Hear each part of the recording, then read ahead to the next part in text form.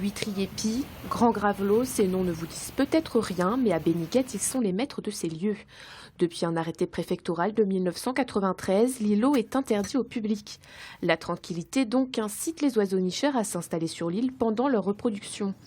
De mai à juillet, l'Office national de la chasse et de la faune sauvage assure les inventaires de ces espèces. Alors depuis plusieurs années, on suit la population nicheuse. Le nombre de cormorans sur Béniguette est en augmentation. Cette année, on est à 250 couples de cormorans nicheurs. Et donc ça a vraiment été une augmentation exponentielle. Enfin, l'habitat typique de reproduction, c'est les falaises. Et puis dans la partie sud de Béniguette, on a des falaises qui correspondent à leur exigence pour nicher. D'un côté, des espèces qui augmentent continuellement, mais l'île s'est aussi vue désertée par certaines populations. Le goéland brun, qui avait jusqu'à 8000 couples à Béniguette, n'en compte plus que 1500 couples environ. Et les goélands bruns dont nous parlions s'alimentent en bonne partie derrière des bateaux de pêche.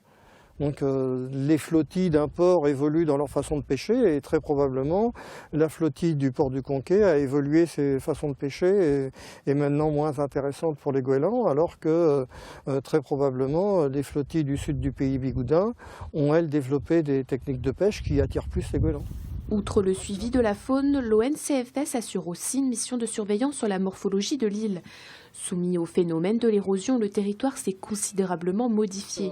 Sur la partie la plus fragile au centre de l'île, on a perdu d'un côté des galets, de l'autre côté de la dune, et l'île s'est rétrécie de plus de 20 mètres. De plus en plus de grosses tempêtes en hiver, il y a eu de plus en plus fréquemment de l'eau de mer qui rentre dans l'île. Et donc cette eau de mer ouvre des brèches, modifie la physionomie, et donc effectivement il y a des faciès d'érosion et des modifications permanentes des habitats qui sont très marquées sur du très court terme. Si Béniguette est la plus grande des îles non habitées de l'archipel de Molène, elle n'en est pas moins infréquentée.